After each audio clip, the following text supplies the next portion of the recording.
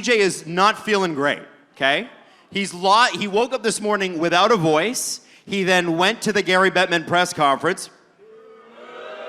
Oh. And he's here with you right now.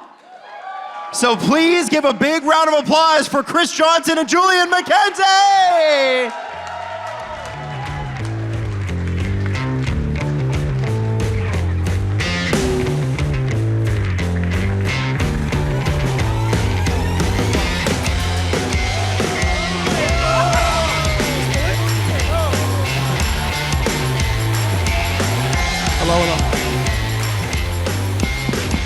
What's up, everybody? Hey! Sir! I think Adam just mentioned that CJ wasn't feeling well, so of course, beer is his remedy. It's my flu game, Julian. It's my flu pod. Are we supposed to sit in these chairs? We are allowed to sit if we want. We can do whatever we want, really. This is our show. Hey, the carpet. What do you do? When you're Chris Johnston, you do what you want. Thank you. This is trippy. How are you doing? How has your day been? It's been a day. Yeah, can you so there's gonna be a lot of hockey topics we'll get to, we'll do questions and stuff, but I saw this man yesterday, I'm not gonna say where, adult beverages may have been had, but I was very concerned about your voice. I'm still concerned about it. I mean, I'm definitely scared for it. This has happened before the opposite way to me, so to see it happen to you, I don't feel sorry, I'm sorry. I started getting sick 4 days ago, and I knew I was toast. But let's power through. We're gonna power through this one, all right? Yeah, guy. Okay, let's get through today because you were at the Gary Bettman press conference. There was the Sean Monahan. Oh wait, I said Gary Bettman. How do we feel about Gary Bettman? Good thing I didn't bring him over with me. Yeah, thank God. Do you want to start there? Do you want to start with the Sean Monahan trade? Where do you want to go? What? Well, we got to get to the Elias Lindholm trade too. Yes. Hey, I asked C. Oh, then again. Well, I don't know. What do you guys want us to start with first then? CJ, you gotta pick one. Dude, well, okay. So it's All-Star weekend. Yeah. And it's been busy. It has been busy. When the Elias Lindholm trade broke, I was in a bar where they had the media reception. Oh, yes. So that was not convenient. And You're saying that for you. Well, and for anyone else. You know where I was? Singing karaoke, I think. I was at a karaoke bar. There you go. So there hasn't been much sleep already. And then this morning, what do we have? We have a semi-significant trade with Sean Monahan. What do you mean semi-significant? That's pretty significant. Fair enough, it is. Sorry, Where did you rank Sean Monahan on your trade board? I think he was 2 or 3, or maybe 4. That's pretty. Yeah, he's top 5 for sure. Considering the trade deadline, which is going to be filled with attractive commodities, he's significant. Right. So you get that. You have one of the highest paid head coaches in Todd McClellan getting fired. Yes.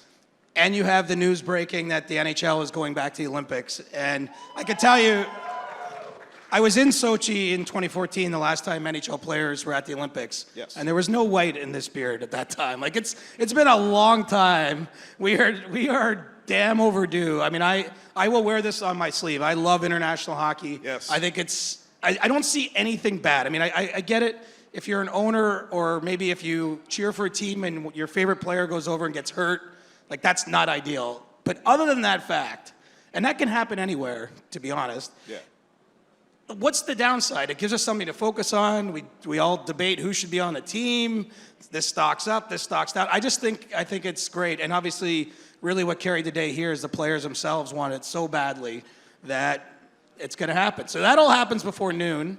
Then we have that press conference, and I'm actually pumped for the skills competition tonight. I don't know how many of you are going, but I'll tell you, I'm all in on this. I'm going to look like a fool if this sucks. Because I really think it's going to be awesome. The players definitely care going in, but you get out there, it's now. I'm kind of nervous being on stage. Maybe those guys maybe they're gonna be too cool for school when it starts going. But I actually think they're gonna try. And someone pretty high up after that press conference came over to me and said, if this doesn't work, Like we're just blow it up. Like it's like this is our Hail Mary to actually make this thing interesting. So Let me just spend a moment on that topic because you did write a story on, and I think it's titled "How Connor McDavid Saved the Skills Competition." And this is out. it's a good headline. I mean, it's out before. I would click that story. I'd be like, ooh. I did. I get it, SEO and stuff, but like it's out before the competition, and like it's one thing for like the league to look at this and be like, man, like if this doesn't work, what does that do for Connor McDavid in his role? And if you can you explain exactly what he did to save it? Well, I don't know. I was in Florida last year. I imagine most people here had something better to do on like a Friday night than watch how bad that skills competition was. Yeah. But just take my word for it if you didn't watch. It literally jumped the shark. It was like, okay, we have gone so far and nobody's interested in this, the participants, the media, the fans, what have you. And so about 3 weeks after that, Gary Bettman traveled to Edmonton, as he does. He goes to every city for a day during every season. And he pulled Connor aside and was like, what do we do? And I'm not saying that Connor designed the whole competition, but what was important is that he put his weight behind it.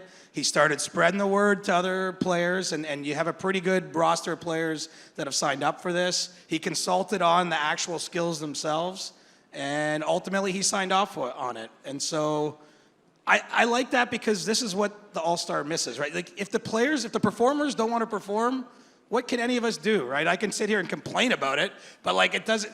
Those are the guys that you want to watch. You don't want to watch me and you out there on skates. That would be terrible. So it'd be like Bambi.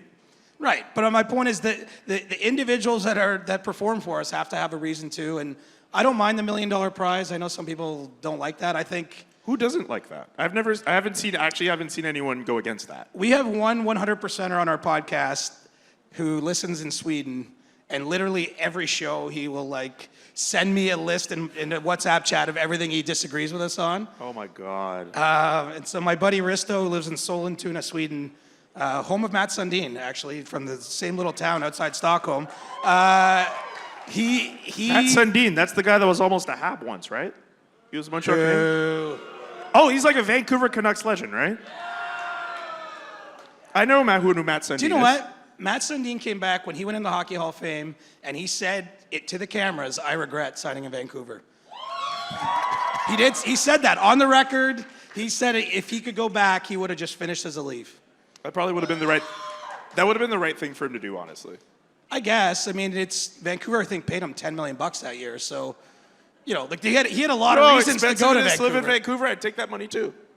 Yeah, I mean, but still, I'm just saying, like, you know, so yeah, Sundin wishes. I think Sundin was upset ultimately because the Leafs tried to trade him, right? Like he didn't get the send off. It's sort of like Steven Stamkos, right? Like I think. As I mentioned on the pod a few times, like I think it's one of the more interesting stories for me in the league because legacy players like him don't usually get taken down the hardball road. And you know, here we are in February. I'm not saying he's leaving. Like, in fact, it seems like maybe the wind is shifting there a little bit, and that he's going to end up staying ultimately. But just the fact that it's a question, and you know. Sidney Crosby's, I'm guessing, going to get to retire the way he wants to retire. Like, if he wants to stay in Pittsburgh 100%, now, of course, he wants to retire carrying the mug around the rink in Pittsburgh, and that might not be possible just with the way the team's going. Anyway, I'm losing. Are you starting to tap into your what if? Like with the new segment that we're starting on Thursdays where you bring in like a hypothetical scenario. Sidney Crosby in a completely different uniform. I mentioned that casually on Twitter yesterday. I don't like people that lost what their if. minds. Because like Drew or someone will take that clip and they'll run it all over YouTube, and then I got like a GM or someone going like, "What the hell did you say? Why did you do that?" Because nobody listens to the whole show. How do right? we feel about producer Drew, everybody? I love Drew. I love Drew too. He's the anti-hero in our group chat too. Like he's always in there just causing chaos. And on social media too. I know, but like I love that just is who he is. Like he's not doing that part-time. Like that's full-time Drew. Yeah. It's kind of funny. We went on a whole Matt Sundin tangent, and that kind of cut off what you were saying with McDavid. Was there anything else you wanted to finish on that point, or can I get back to Bettman and his presser? I mean, we don't have We don't have notes up here, bud. Just ask whatever you want to ask. Like, CJ will sometimes make the joke that, like, we don't prepare for this. Like, literally yesterday, he was like, don't tell me what topics we're going to talk about today. I would, honestly, I don't want to think about it. Like, I think it's better. Look at people have come here. I know they're having a drink or some and food. we thank you all for coming, by the way. Like, I would hate for anyone to leave and think any part of this was scripted. So when we turn the questions over later, you can ask me anything you want. I'll answer as honest as I can, or what I know. I'll try to tell some stories and be semi-interesting. But, like, I never want to prepare in the way that, like, don't ask me this, Julian, because I'm scared that I'm going to say the wrong thing. How many times? I don't know if that's happened that much. Wow, 3 years, it's probably happened. Probably happened, but, like, it's not. You're pretty good with, like, me throwing any. There's been times when, like, I'll remember that I forgot to add something to a rundown, and I'll just bring it up in the middle of the show, and you'll deliver a gem. That's how good you are. I don't like to think too much, man. Keep it simple. All right. But I do still want to get to that Gary Bettman presser, because it seemed like there was a lot that he covered today. Hockey Canada was mentioned. The Arizona Coyotes were mentioned. The Best on Best tournament. What did you make of that whole setup today? And Marty Walsh spoke today too. Can you kind of take us through that part of your afternoon? Well, it's really weird, right? Like, I'm trying to imagine if you went back in time 5 years, and I said to you, Julian, there's going to be a day, and the NHL is going to announce it's going to 2 Olympics, and they're going to create this other new tournament, and, like, finally, after all of the bitching and complaining and everything that's gone on, they're actually going to get back to doing this thing that the best players in the world want to do. I would say that would be a sort of momentous day, an exciting day. Like, there'd be hype, and obviously it ends up being muted for very good reasons, but it's kind of it was a strange, and it was, I was young when that press conference began. It went on for like 2 hours. Seriously, that's the reason I showed You almost up. didn't make it. That's why I showed up late here, if you saw me running in. So it was a strange day. I mean, I'll say this. My gut reaction was that Gary Bettman was forthright with the Hockey Canada questions. I mean, he's a lawyer. He's definitely not going to get up there and say the wrong thing, because he, from a legal standpoint, is very comfortable in that environment. And, he said that the players that have been charged are not likely to play in the league until the judicial process plays out, which is significant because it could be 2 years or something like this. And, Robin Doolittle is doing a great job. She's a news reporter from the Globe and Mail. Like, she really challenged him, and I felt I don't know what he can say, right, in the end. So that, it just was, this is not a normal day, is the best way to put it. Like, Robin Doolittle part, though, I mean, I wasn't at that presser, but just seeing on Twitter, at least reading the way that back and forth seemed like it was going, it seemed like Gary Bettman was being condescending. Am I wrong? Is that too strong? Maybe a little bit. I mean, that's Gary. Like, when he gets challenged, and he's been a commissioner for what, 31 years? Something like that, yeah. My career's been 20 years, I guess, almost. I'm 29. He's been commissioner longer than I've been alive. There you go. And I've been covering NHL events, say, for 18 to 20 years. Like, you just see when he gets challenged, that's his way sometimes, is he will, he's got that edge to him. And I know Alan's surely backstage with lots of opinions. We should just turn the mic back over to him. But so I don't know if it was condescending, and I didn't talk to Robin after. I mean, it's been a bit of a whirlwind. But it was on brand, I'll say. Like, he was a little feisty, but that's kind of what you sign up for with Gary. What about with the Arizona Coyotes? He seemed like he threw some support to the organization's way as they continue to figure out their home issues. Well, Marty Walsh, the NHLPA executive director, basically set fire to the Coyotes today. Yes. Saying, openly saying, someone in that position, that they should be moved, that they got to figure that this is no way to do business. The fact they play in a college rink, and as he mentioned, they're the second tenant in a college rink, so they don't even have all the primo set up there. That's going to be an interesting one, right? I mean, we're only a week removed from the Salt Lake, Utah interest to the league. The clock is ticking in Arizona. So I felt like Gary Bettman was half-hearted in his support of the Coyotes, and it's pretty clear where the union lies, just in terms of, they want the players to have a chance to play in an NHL arena, and right now, it's just not on the horizon there. Okay. What about the upcoming Four Nations Cup? Are you excited for that Four Nations tournament? Yeah, man. Okay, you might not be excited today. Yeah. But think of next February, and it's like a Friday. You're you're out with your friends, and you're like, Canada and U.S. play tonight. And it's, Austin Matthews against Sidney Crosby and Mitch You guys Marner like Austin and, Matthews? It sort of does something in your imagination. Like, you're like, these superstar lineups, like the fourth line on these teams would absolutely dummy a normal NHL team. And so I get it. It's a bit gimmicky. I don't know how it'll go mid-season. Like, there's no history to it. I was at that World Cup in 2016 here. It was fun. Certainly the Team North America was really fun. Most people don't remember a whole lot about that, right? But it's still, like, it beats working for a living. Like, Team North America. That's the biggest thing I remember from that tournament. Do you remember who Canada beat in the final? Team Europe. Okay. I don't want to hear people say that, like, oh, I don't like these gimmicky teams, when Team North America is the most memorable team from that tournament, and Canada beat Team Europe. Like, I hate the fact whenever people look back at that tournament and they say, oh, I don't want to see another best on best with these gimmicky teams, when they made up some of the best parts of that last time we did it. I know you're a soccer fan. The best part of international competition, even when you're from a smaller nation, is representing your country, right? Absolutely. Like, I'm telling you, even when I went to the Olympics as a journalist, like, you kind of feel like you did something in your life. Like, this guy from Coburg, like, at least he went and you're kind of representing Canada in a weird way. And Absolutely. I know I'm not over-dramatizing my role. I get it. I'm there to write about hockey. I'm not splitting an atom. I'm not saving anything. But, like, you can't help but feel proud when you're at the Olympics. I bet even as a fan, I've just never gone to an Olympics. But I just think, like, it makes you reflect on where you came from, the people that contributed to you. And so I imagine, like, I'm the best I can guess. I can't pretend I'm ever a player who's played in the Olympics. But even players from a smaller nation, like Anze Kopitar from Slovenia, I'm sure he did compete in Sochi. And they actually, I can't remember who they beat, but they beat, like, the Czechia, or they had one upset win in that tournament. And, like, just how proud that makes you. So, well, yes, Team North America was fun, and it was cute, and they had those jerseys and, like, that weird goal song. Opposite of Adults by Chitty Bang? Yeah, it was, for a goal song, it's not a typical goal song. It was a great song at the time. I still like it. I'm just saying, like, it caught your attention, right? Absolutely. Those players would rather have represented their countries, right? For sure. Connor McDavid would rather have been wearing the Team Canada sweater. I agree with that sentiment, but, like, we all know at the end of the day, like, all those guys want to play at the Olympics. And we know that looks like that's going to happen.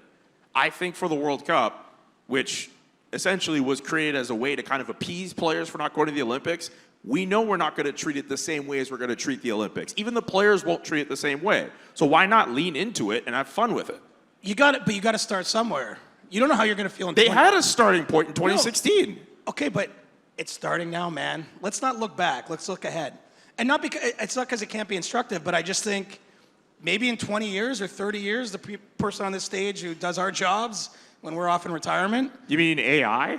Maybe. Yeah. Whatever it is. Hey, got a gift for you. Thanks, buddy. I take back everything I ever said about Drew. You can clip me and radio me and use all my comments out of You hear that, context. Producer Drew? You can do that. Thanks, Drew.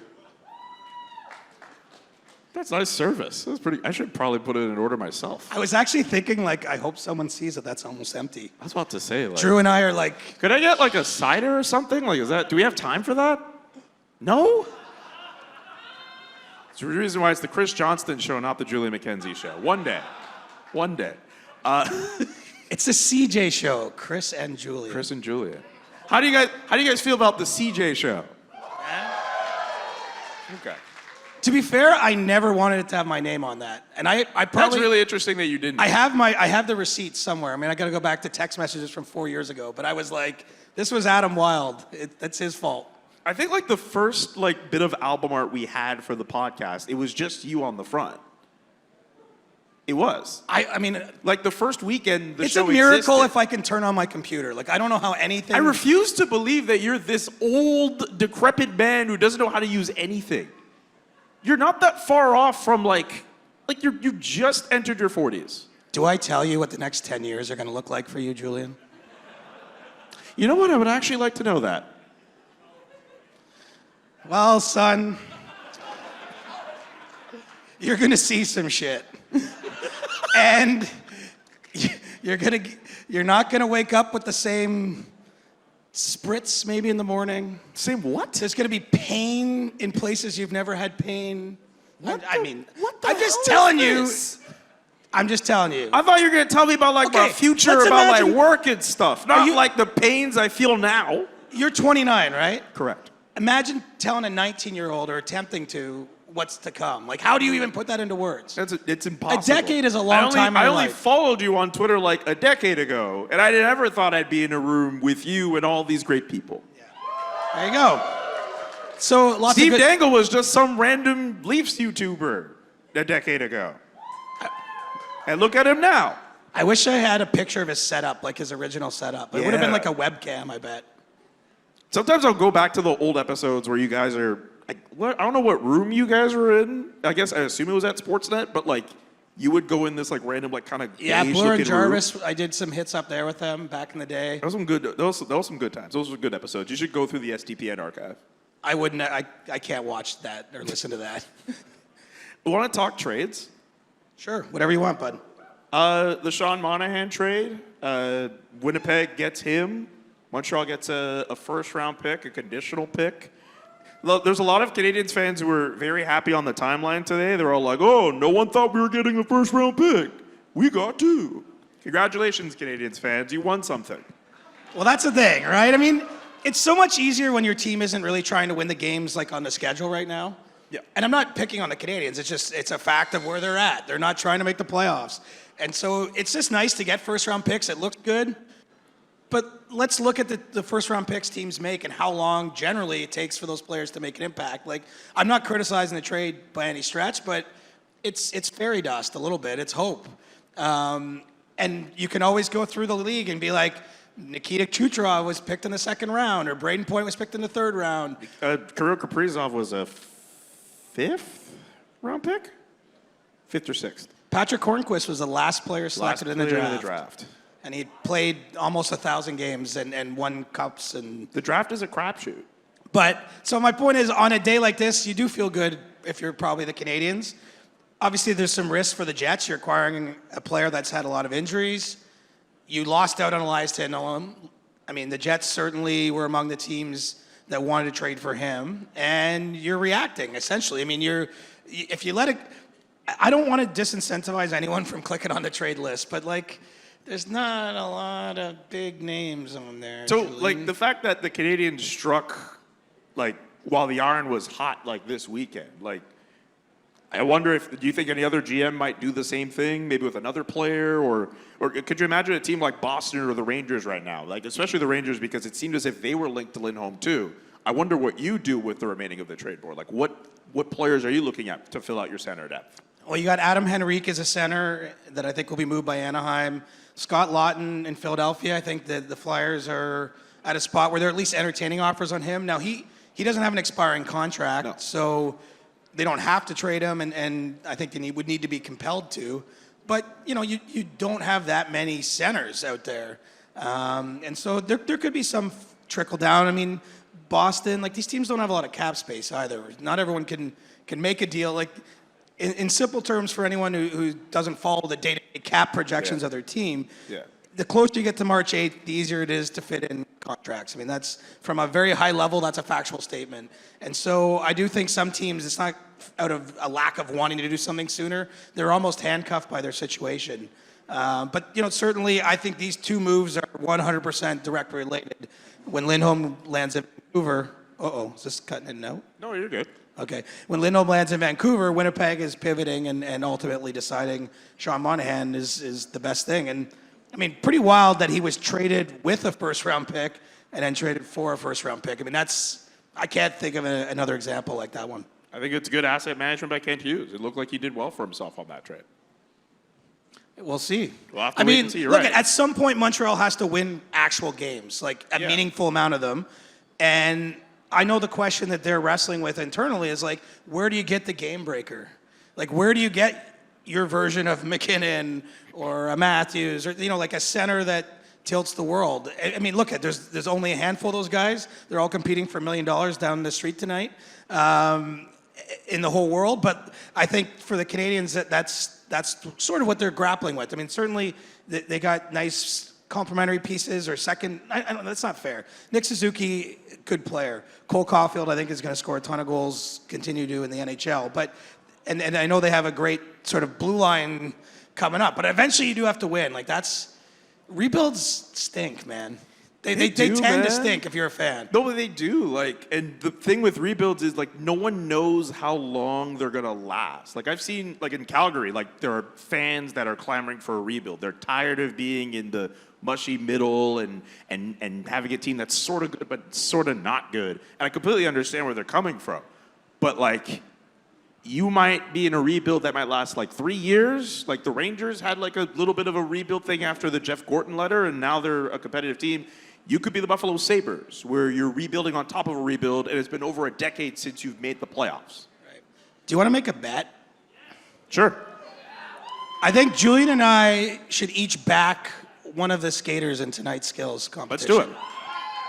But I guess how do we settle the bet if neither of them win? Most points?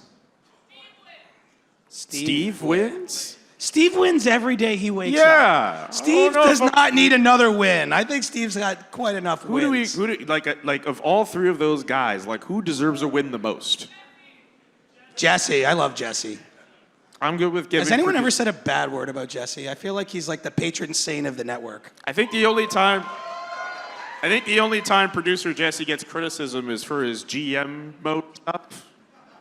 It's kind of over there. So who you picking? I'll give you first overall selection. I need the list of players in front of me. Can we get? Oh, no, don't do that. Dude. I need the list. I need the list. Look at the friggin' scoring chart and take all the top names. Like, no, you got McDavid, Pasternak, You're putting me on the spot here. I want a list. You got Quinn Hughes. You got Cale Makar, Willie, JT Miller, Matt Barzal was added. Tom Wilson, unfortunately, is not competing tonight. No, I would love to see Tom out there. There's a Capitals fan who agrees with me not rooting for Tom Wilson. Hey, Tom, this is in his hometown, man. Good for him. There's a lot of people who are from Toronto in this thing. I'm just saying, don't besmirch Tom Wilson in this house. Is Nate McKinnon's in it? What's that? Is Nate McKinnon in it? McKinnon's in it. I'll pick him. What do you mean, boo? Boo me all you want. Nate McKinnon's an incredible player who will probably, if it's not him, it's Nikita Kucherov who's going to win the Hart Trophy this year. Boo me all you want. You're going to boo a guy who's won a cup before any of your Leaf fan teams have won it? Yeah. Boo me all you want. Wow, the ante. Well, I'm going to play to the crowd, and I'm just going to take Austin Matthews because he's sitting there. Yeah, pander to the crowd. You would. I'm just saying, he's just sitting there. You would. You would. So, right. So I'm picking Nate Dogg, you're picking Austin. Yeah. And when I win tonight, I'm going to make you eat something you don't want to eat because that's one of my favorite things. Oh. Is that good? Sometimes like peanut butter is good with random things like pickles or... I love peanut butter in all its forms, I have to be honest. Oh, my God. Peanut butter mayonnaise? Oh, I've never tried that. I don't know if that was a suggestion from our friend in the front. I'd rather the... Mitch Marner up front here suggested that. I would so much rather the poutine hot dog than the whatever the hell that is. That's gross. So what do I get? Quit talking about peanut butter because I'm getting hungry. I love peanut butter so much. So what do I get if I win? Whatever you set the terms. Like we're making this up in real time, man. Okay, I got to think about this. You're not going to win. How do you know I'm not going to win? Because you made a wrong choice. Okay, no, I disagree with that. You didn't look around the room at all the jerseys and figure out... No, I did look around the room and looked at all of these jerseys. I don't have anything against your team. You guys are just easy targets. I'm sorry. Yes, I do want all the smoke. I don't know if I could make it a monetary bet. That's probably not worth it. No, money... No. Money's no object. No, that's not what I'm saying. Although these beers keep coming for free, I mean, maybe it is no object. Ah, man. But also, like, you giving me, like, a beer is, like, that's too simple. All right. Well, you can ruminate on this, but I Ooh. Ouch. We could get a whole new banner. You know what? You It's know what? just You know what? You know what? We rename it to just you, just a picture of you. You know what? What if Nathan McKinnon wins, we do an episode where we switch roles. Where I'm the host? Yeah. I like that. And then you ask me questions. You can ask me whatever you want, and then I do the show. I like that. It's the Julian McKenzie show. I'm in on that. I like that. So if Nate McKinnon wins, now I'm weirdly cheering for Nathan McKinnon because I don't want to lose. I want to lose this bet because I think it would be hilarious. It would be hilarious. I'd be so terrible in your role. Exactly. I'd have to think. It'd be hilarious. I'd have to think of something ahead of time and be like, what are we going to talk about? In all fairness, it could be like a bonus episode, or it could be the summer, it could be something like that. Why are you making me work in the summer, bud? I mean, we got to put out episodes in the summer anyway. I know, I'm just Anyway, but no. So we'll have that, and if Austin Matthews wins, which will clearly be rigged because he'll be in his home city.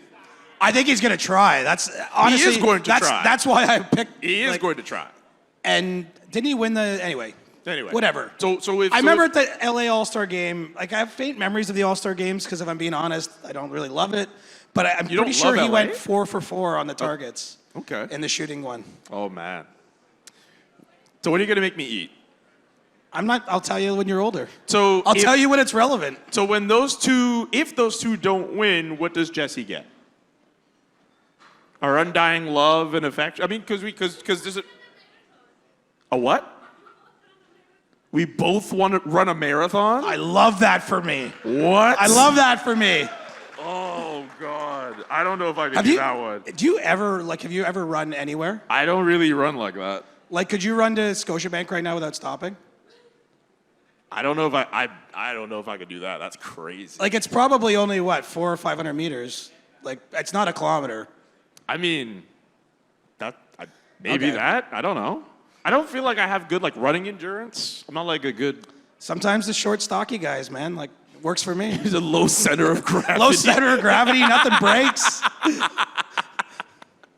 Yeah. Do you know what I want to do, by the way? What? I want to run with Zdeno Chara. Really? I am manifesting that. Yeah, you should. Because he's a huge runner. It's literally, I wanted to see him this weekend because I want to ask him. And I haven't found him yet, but I know he's here. I mean, he's not that hard to find. Well, look for the gigantic man walking around Toronto. I know, but I don't know if they say to do things that make you nervous. That would make me so nervous that I kind of want to do it just to see what happens. Okay. But anyway. Okay, so yeah. So that's if you win or if I win, how Okay. Whatever works. There you go.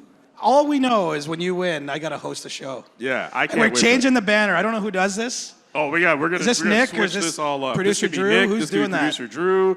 We're gonna find a way to make this work. Have we reached the point? Is there any other thing we want to bring up before we get to questions? I don't want to talk about real stuff. Let's just talk about goofy shit. All right. So, I say whatever you want. Who's down for goofy shit? All right, we're gonna take questions from the audience. I don't want this to feel like work. Raise your this hands. was never feeling like work. But sometimes you're asking serious question about serious subject. I mean, we have to be sort of serious. I know, but shout out Maddie, producer Maddie, who's walking so around much. the mic. all right. Okay, what's your name? Ellie. Where are you from? Thornhill. Yeah, Thornhill, up in this house. I don't know where that is. North, just north of Toronto. Oh, cool. You can get there on the subway. It's not too far. Yeah. So my question is, Julian, yesterday, you said that you were doing karaoke yesterday? Yes. So for both of you, what is your go-to karaoke song? Have one song. It's more whatever I'm feeling. There was a time I got really lit one night and I did Purple Rain. I did Raspberry Beret. I think there was another night I did that, but I don't have one. It's just what I'm feeling. At that night, when the Elias Lindholm trade went down, which I realized we never really got to, but who cares? I was writing on my phone the whole time, and then at one point I sang Mr. Brightside with someone else there. That's a good tune. What about you? I am a terrible singer. But the point is not to be good. No, I know, but I'm self-conscious about it because I know I cannot hold a tune. You barely have a voice as it is. Well, that's extenuating circumstances. But I don't even remember the last time I've done karaoke. Really? I was in a karaoke bar the night before Game 7 of the Bruins Blues Cup Final, 2019, and there were like some NHL players in there doing karaoke. Not playing in the series. I should be very clear. The night before Game 7 of the Cup Final, Brad Marchand's just there, no, belting no. out "Don't Stop Believing." NHL adjacent because they like knew people in the series or whatever. Man, what would I sing? I feel like it's a Taylor Swift song. Which one though? Like, how do you choose? I mean, I thought Antihero was your joy. I wouldn't, but like, I realize what you're doing. But do you think I'd ever get into a bar and sing that song in front of like people? No chance. I mean, if Nathan, And I know you're gonna say, what happens if you have 10 of these beers? I still wouldn't do it. Like, I really would not do that. there's an alternate reality where instead of the Julie McKenzie show, I just send you to a karaoke bar and you sing. I'm telling, like that would be on like the top 5 things I would not want to do. Oh man. Ooh. And we gotta record it and put it out? Oh man. Yeah. Because Who wants to hear CJ sing? Because the problem with that is the internet doesn't forget. Like, that will just exist forever. And Maybe the internet doesn't forget. I just mean 20 years from now, someone might like Google me and that might come up. That's like gonna be the worst thing they bring up about you? Fair. Move on. Next question. Next question. All right, what's your name? JD. All right, ask your question. Where are you from, JD? I am from Belleville. Not Bell- far from Coburg. Yeah. Bell Vegas. Yeah, not I know far where from that is. Coburg. Okay. I know where that Can is. do you know, do they still have a bar there called Little Texas? Yes, it just reopened up actually. Because that used to be a hot spot when I was living in Coburg. Yeah, it just Like, people would drive from Coburg just to go to Little Texas. It was that much of a hot spot. Yeah, apparently. I don't know why, but apparently it burned down. oh, So I just moved back to Belleville. what are those suspicious ones? I Yeah. get it. Do you know of Matt and Joe's? No. What is that? That's now closed, but yeah, that was apparently R.I.P. a big club. Yeah. Thanks for indulging me. I didn't know if Little Texas still existed, so. It is. It's reopened actually just this year or last year. Anyways, from a 100%er, I have to say, Julian, your sneaker game is on point. I love him, man. I love him. It's looking Thank good. you. Thank you. Good to go How much for did a those run. cost? Too much, yeah. It was a lot of money. I bought these off StockX. Anyway, a question for you, Siege. Even though you're sick, is the run streak still alive? And follow-up question, is Coburg Papa here today? I really failed because I didn't bring my dad here. It sucks. He was down in Florida with my sister and her family, and he flew back Wednesday, and I didn't even tell him this was happening. Now, he follows absolutely everything. He doesn't know this is happening? Well, he might, but we never communicated about it. So unless he's hidden in the back and I haven't seen him, that's my fail, because he would absolutely 100% be here. Oh, absolutely. And yeah, my run streak's still going. I got up this morning, went for a little jog, and I'm almost 1,400 days. Proud of you, man. That's amazing. I don't want to indulge this. You're allowed to pat yourself on the back for You know what this. sounds weird? When I was at like 20 days, I thought it was a bigger deal than now, if that makes sense. Because at one point I was When like, I you can't believe I started. ran 20 straight days. But now, I mean, it's like it's saying I brushed my teeth this morning. Like, it's not. Just casual flex. Thanks, bud. No, I'm just saying. But yeah, I'm sorry my dad's not here. Dad, and you're listening to this. He's a 100%er. He listens to some episodes twice. Because he's a retired guy and, he loves me, I guess. You don't have to guess And you, about I'm that. sure. Yeah, but you You don't have haven't to met guess him. that with you. He loves you to death. Do we have any other questions? Who else wants to? We do. I should We say, have too, another. since you asked the Coburg Papa question, JD, was it? Every once in a while, I'll get, like, at a weird time, I'll get, like, a Twitter thing will pop up with, like, 10 messages. I'm like, what is this? And it's my dad just goes and he likes every tweet in bursts that I've tweeted. I don't think he knows what he's doing, but I'm like, well, what's going on? Why is this blowing up? He's the show's #1 fan. Yeah, so He's love you, very Dad. supportive that way. All right, we have another question over here. I'm not All sure. right. What's your name? Cheyenne. How you guys doing? Hey, What's up, man? Cheyenne. How you doing? Question regarding the Olympics in 2030. Frank Saravalli on Twitter reported that the IHF announced that the hockey tournament in 2030 would be in Nice. That's the first time I read it anywhere. And I was just wondering if you know if that impacts the Salt Lake City bid, pushing it to 2034, and the whole rearranging the puzzle pieces from there. Before I do, though, Montreal, mon chum, Julian, love you, buddy. Woo woo! Sure you don't want to say more? En français? No, même pas. I love that.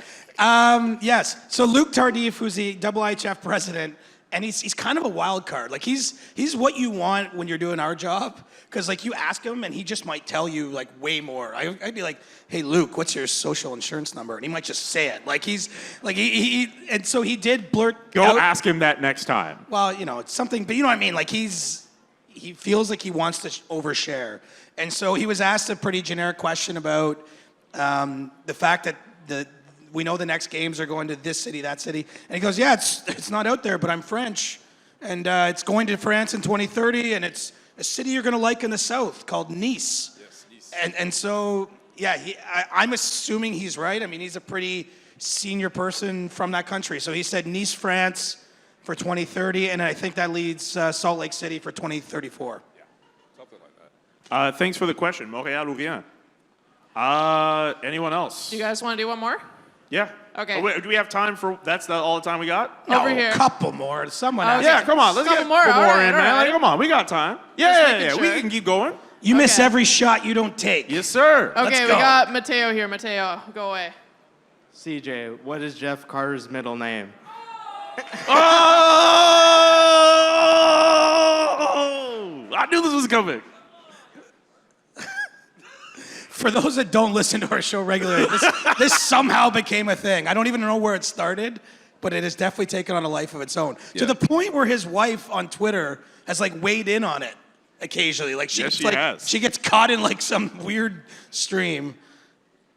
I can't say. Oh. I mean, doesn't everyone know? Like this is. I'm not trying to be a smartass, but it's like if it builds and builds and builds, and it's like I'm like his middle name is James. Like Yeah, but like it's not that if exciting. you say the name, it's not like all these people are gonna get up and leave and never listen to this show again. I know, but I feel like it's a letdown. You're like, oh, he just has a normal name as his middle name. My middle name's Edward. I didn't know Do you want to that. know the truth? The absolute 100% truth, because I'm not going to lie up here. I don't know his middle name still. Ooh. I honestly do not know his middle name. But we will figure this out. We know enough people. We know enough people who would I wonder, figure that like, out. do you think he knows this is a thing on our pod? Like, has he heard? Probably not. I don't know. I mean, It's come up a lot. 3 years of this stuff. But then again, I mean, if his wife is weighing in on Twitter, like he has to have some kind of idea. Maybe he'll be our first guest. Oh, big reveal. I thought this podcast was averse to having guests. It kind of is. That's not a bad thing. Like that's perfectly fine. Well, it's not averse. It's just we can't compete with the heavy hitters, so why play in the same space? We are our own heavy hitters, CJ. Right. We don't have like staffs to like contact people and do that sort of stuff. Guest bookers and all that. Who needs them? Who else? Who else wants All to right, ask we a got question? Tyler over here. Hey, Tyler. What's up, dog? Hey, question for Julian. Okay. What is your favorite pair of shoes you own? How many pairs of shoes do you own? Okay, how many pairs I'm of adding on, like shoes? roughly. I don't expect you to Like count them. roughly about between 20, 25. Okay. Maybe a little bit more. I'm not like a big, like, not the biggest like shoe junkie, but I am starting to get into these. I've wanted these particular shoes for like a really long time. The Nike Air Max 90 ACGs, the Pollen Rises. I bought these kind of high top like Syracuse Nike Dunks. I bought those, I think, like a couple months after I joined the Athletic. That was just like a good gift for myself, and every year on my birthday I wear them. So it might be that. It might also be there's like a Air Max, there's these Air Max Dons that are made out of like recyclable material. Those are like some of the most like comfortable shoes I own. They're like these basic black and white You ones. just do it for the looks. No, but like they're amazing. Like I don't know. I didn't wear them this time, but like I would normally like go on a flight and like. How do you just wear them. pack with that many shoes? It's starting to get more difficult now. Like Yeah. I packed these shoes and I packed another. Like, Nike do those Air work with Max any ones. other outfits you've brought to Toronto? I definitely packed it with this in mind. I don't. There's a few other outfits I thought of, but basically the 2 pairs of shoes I brought were just like these cool Nikes I wanted to wear. They're like the 2 newest shoes I have. Right. So yeah, I think it's the Nike Syracuse Dunks I have. It's sweet. I'm glad I didn't get that question. I think we got time for like 1 or 2 more. Okay. Sounds good. Till they drag us out of here. Yeah, bud. literally. Hey, what's your name? Ryan, this question. Ryan. This question is for Julian. Okay. Julian, if you were in Siege's position on the NHL on TSN panel with Dregs, Bob McKenzie, James Duthie, and all of them, would you succeed in that position, or would you shit your pants because it's only a job for CJ and not for you? Do you think you would succeed in that position? If I'm in that role, I'm giving it 100% and I'm killing it. Yeah. Love that. I would think that if I was ever on that panel, I would be in James Duthie's chair, which I would love to be in. But if I was Manifest. but if I was blessed to have even a 16th of Chris Johnston's talent, I'd be okay. So I know I do well in that role. And to borrow your verbiage, just so you know, I have shit my pants, not literally, many times. I remember the first time I was on Hockey Night in Canada, I was the scariest day of my life. So. What's scarier, Hockey Night in Canada or NHL on TSN? Hockey Night was scarier because I was younger. I came to TSN after that, and it's not about even the platform as much as just the first time I remember going in the studio and there's Ron McLean, because Ron's done that job. He's like Gary Bettman. He's done that. Yeah. He was doing that job when I was a kid, and it's just weird. Time. It's just weird when you're like, oh my goodness, I work with you now. I was scared. Yeah, scared. Yeah. But it's good to scare yourself. I'll say that. All right, we got time for one more. All right, one more. What's your name? Taylor. All right, Taylor. Go for it. Hi, Taylor. Kind of a boring work-related question, but Love it. Julian, you just put out the article with Drance on the Elias Lindholm trade. We did.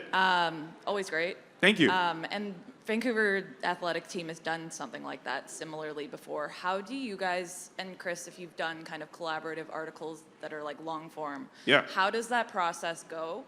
And is it do you divide and conquer, or is it yo, I'm at the club, can you do this first part, and then kind of see where it lands? So I think it really depends on the person you're working with. A couple months ago, actually when I was last in Toronto, Nikita Zadorov, the trade request kind of got out.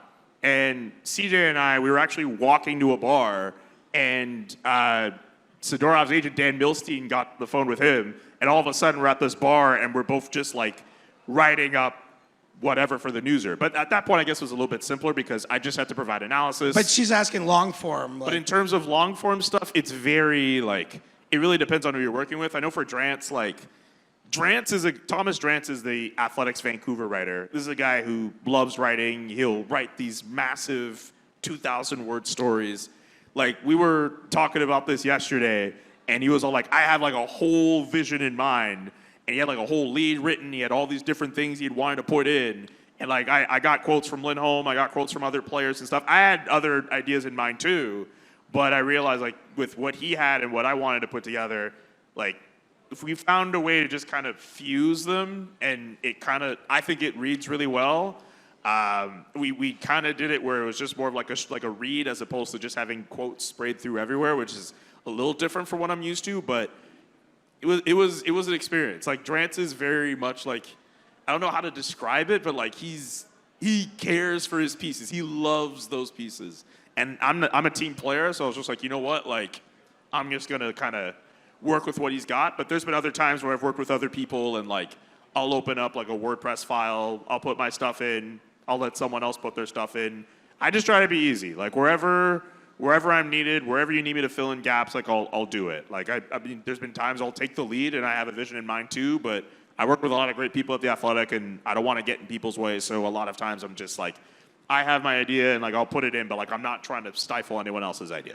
If that makes sense. It's weird. It is. It is a weird thing to do. Because you have a voice, right? The way I would describe something, you would describe it would be different. Absolutely. And everybody in the room. Yeah. We could all witness the same thing, and I said, hey, type a paragraph on what just happened. They would all be different. Exactly. It's what makes us kind of unique. And it can be hard. I don't mean in a bad way. It's not I don't like working with someone else, but you're almost it's a little, you get a little nervous. Like it's kind of like a date, right? Like you send the first copy their way, and then they massage parts or maybe take something out. Like professionally, I've never, honestly, until I came to the Athletic, I've never really done it, and now it's very common there. And anyway, it's weird. It's like going on a date with another writer. Well, if we ever get to work on another one of those pieces together. See, it would be easy with you. Because we know each talk other. twice a week. We talk at enough, minimum. and we have an idea of like how our processes go. But like I know, and I take Drance. I actually haven't co-authored a story with him. Like I know the guy. I've met him. Yeah. But I haven't talked to him in a couple months. Like it would be it's a little uncomfortable. But the good thing is that like everyone at the Athletic, for the most part, is like pretty nice and really open to collaboration. Tell us about who isn't nice. Oof. I heard that you opened the door there a little bit. Ooh, For the most part, everybody's nice. Everyone, I mean, I don't know everyone at the Athletic, so that's why I said most. Right. But like everyone I know at the Athletic's really great to work with, and they're really open to collaborations and stuff. So. Well, tell us who you don't like at the SDPN then. And that's gonna do it for today's podcast recording. Seriously, guys, thank you guys all so much for coming to the Rec Room. Thank you to the Rec Room. Thank you, just thank you everybody, man. Appreciate it. Thank you. Can we do like a selfie thing?